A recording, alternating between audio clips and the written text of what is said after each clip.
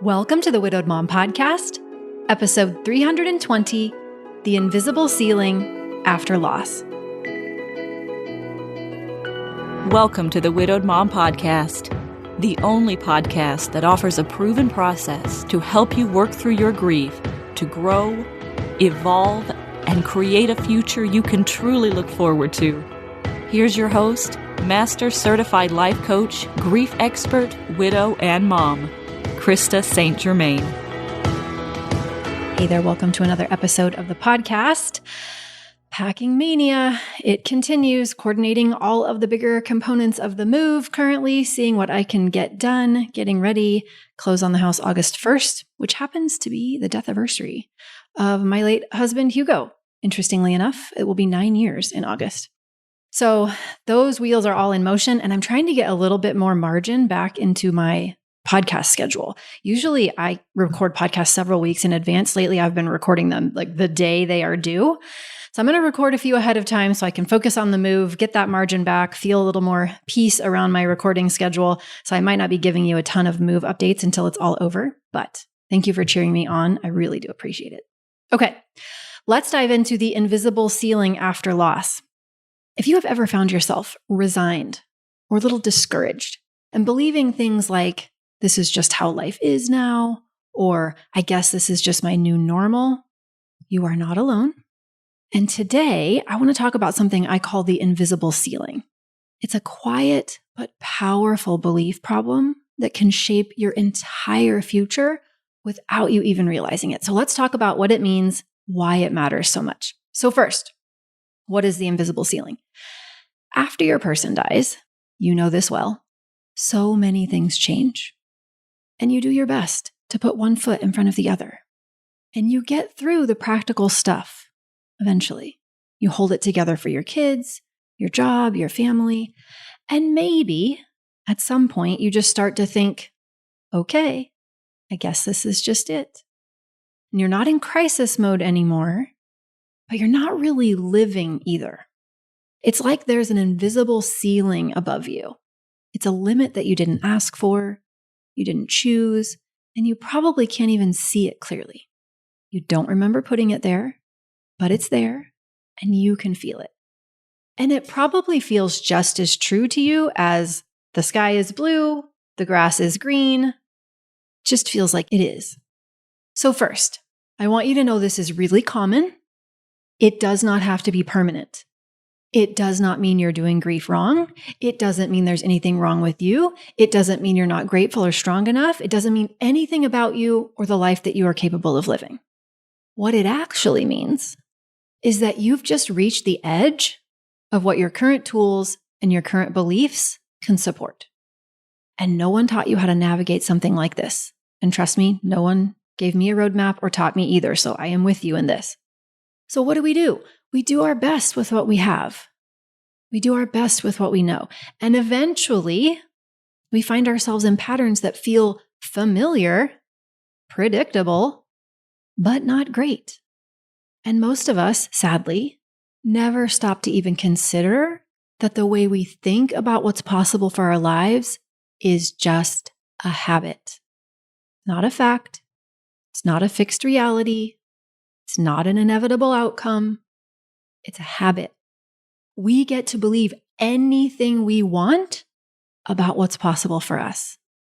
But the problem is, most of us don't even know that we're that powerful. And we definitely don't know how to start believing new things on purpose.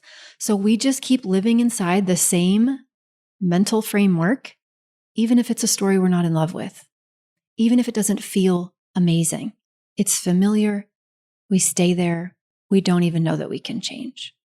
And it's important to remember that what we believe filters what we see. Our brains are always filtering the world. We cannot take in every piece of data all at once, so we have to have a way of prioritizing what matters. And what matters most to the brain, besides survival? What we already believe is true, right? It's called cognitive bias. So if you believe that your best days are behind you, your brain will start scanning for evidence to prove that. And it will block out evidence that your best days could be in front of you. If you believe that you're stuck, your brain will start noticing things that are evidence of your stuckness. It will not show you how it is untrue that you are not stuck. And not because either one is the whole truth at all. Both are possible. It's because your brain is showing you what matches your beliefs. All right, think about gravity. Think about what you love about gravity. Well, I love about gravity that I don't have to tie my furniture down to keep it on the ground. I love that I don't have to tie myself down to keep myself on the ground. Gravity keeps me and the things and people that I care about on the earth. It's lovely like that. Now, think about what you don't like about gravity. I don't like about gravity that if I drop, which I did yesterday while packing, a piece of my grandmother's Christmas china, it breaks. I don't love that about gravity. I don't love that if I lose my balance, sometimes I fall over. So, gravity, is it good or bad? It's both. How do I want to think about it? What am I looking for related to gravity? This really matters. I know that sounds silly, but it really, really matters. How you think about yourself is like giving your brain a homework assignment to say, hey, brain, go find how this is true. How you think about your life is important because you're literally asking your brain to go find evidence of how it's true. You're literally saying, brain, don't show me anything that doesn't line up with my beliefs. And so you don't see it. And then we repeat the same patterns over and over and over. And this is the invisible ceiling. And you did not do anything wrong to be having this experience. You just haven't been shown truly in a way that it clicks that belief is something that you can learn. That possibility is something that you can create based on the beliefs that you choose to cultivate for yourself. That anything you currently believe about yourself or your life is optional. That you can talk to yourself more than you listen to yourself. If any part of you is listening and thinking, maybe more really could be possible for me, that is enough. Even if you're not sure what you want, even if part of you doesn't believe it yet, even if it's just a very small part that says, oof, curious, I like that, sounds good. This is what I do all day, every day with my clients. I just want you to know that. If it is possible for them, it is possible for you. I love helping widows, smart, capable, high-functioning widows who still feel stuck. Get there, right? Get there to a place of confidence and meaning. I have seen so many women do it. I promise you can do it too. Shameless plug. Go to coachingwithkrista.com. Learn all about your options. If you haven't yet, you really should. Okay, before we wrap up, a little reflection. I want to offer you a prompt to consider. I want you to ask yourself this. What have I stopped believing my life could be like?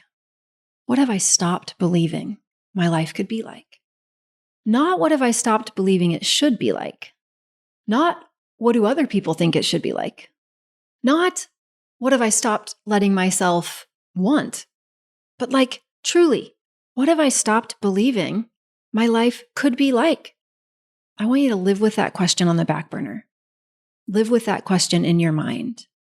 Let it roll around in there and just notice what comes up. Sometimes awareness is the first crack in the ceiling. Next week, we're going to talk about what to do when you're feeling stuck, what nobody tells you about what it's like to feel stuck. Because now that I've told you it's common, and hopefully you are not shaming yourself if you are feeling like you've hit that invisible ceiling, you're hopefully also starting to believe that it's something you can work with. And I suspect that you're going to want to do that. So don't miss next week's episode. All right? That's what I have for you this week. Remember, I love you.